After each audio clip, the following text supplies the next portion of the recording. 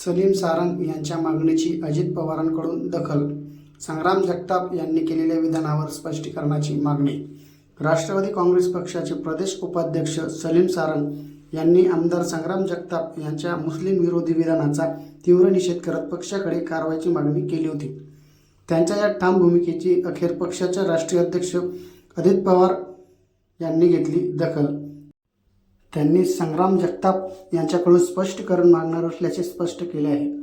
पत्रकारांनी विचारलेल्या प्रश्नाला उत्तर देताना अजित पवार म्हणाले, मी त्याला आज बोलवलेलं आहे. आज आमची आमदारांची मीटिंग आहे, त्यामध्ये मी त्याला विचारणार आहे.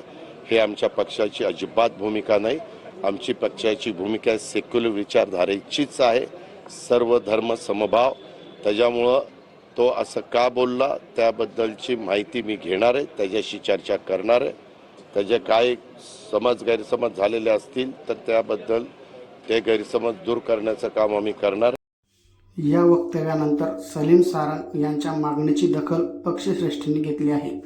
त्यांच्या या निर्णायक भूमिकेमुळे समाजातील नागरिकांकडून त्यांच्यावर शुभेच्छांचा वर्षाव होत आहे.